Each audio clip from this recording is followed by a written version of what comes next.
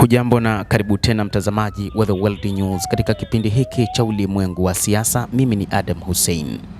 Urusi imezidisha mashambulizi makali ndani ya Ukraine.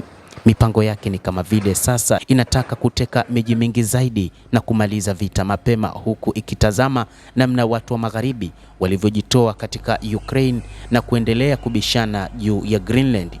Urusi inatumia fursa hiyo kuhakikisha inamaliza jambo lake. Meya wa Kiev Vitali Klitschko anasema Urusi mnamo siku ya Jumanne imefanya mashambulizi makubwa mno katika mji mkuu wa nchi hiyo, huku wakazi zaidi ya 600,000 wakiukimbia mji mkuu wa Ukraine kutokana na mashambulizi hayo.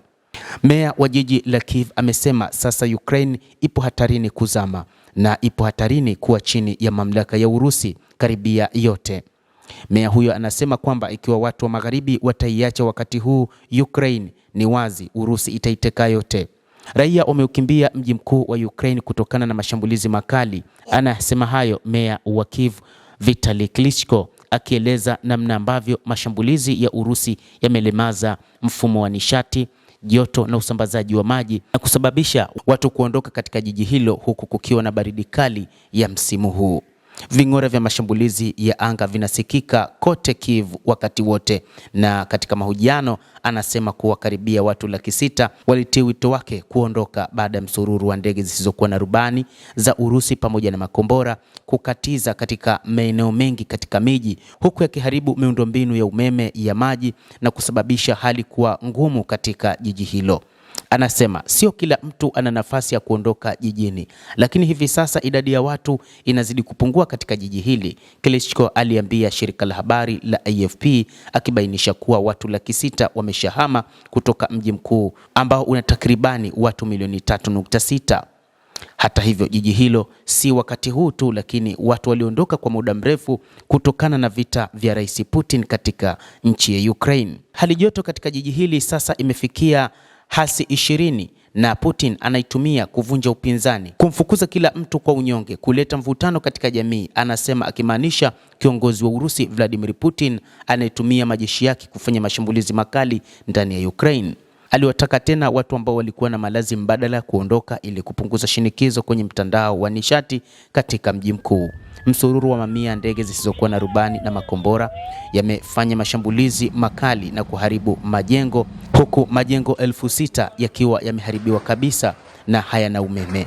Vikosi vya Moscow vimeanzisha mashambulizi mengine makubwa katika kipindi hiki, ikiwa ni pamoja na saa chache kabla ya mahojiano katika shambulizi la usiku ambao ulishuhudia tena kuharibiwa kwa mfumo wa umeme pamoja na maji katika jiji hilo.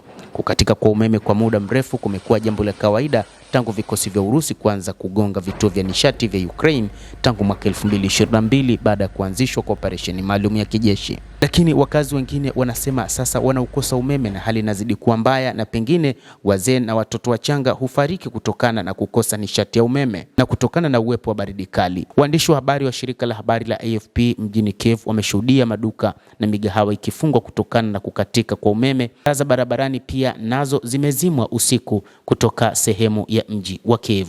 Unaweza kufikiria ikiwa hakuna umeme, hakuna maji nyumbani kwako, huwezi kuoga, wanasema baadhi ya raia katika jiji hilo, wakiongeza kwamba hali ni mbaya sana. Hata hivyo, tunapigania kuishi na tunapigania kutoa huduma kwa watu tunapokuwa katika hali hii, maji, umeme, anasema Vitali Klitschko ambaye ni meya wa jiji la Kiev. Hata hivyo, amesema kwamba suluhu la tatizo hilo, aliambia AFP kuwa lilikuwa ni kujenga mfumo mpya kabisa wa nishati, lakini hii haiwezekani kutokana na mzozo ambao unaendelea. Alisema kazi ya ukarabati ilitatizwa na hali ya hewa ya baridi kali na ving'ora vya mara kwa mara vinavyowalazimu wahandisi wa nishati kujificha ili kuepuka mashambulizi.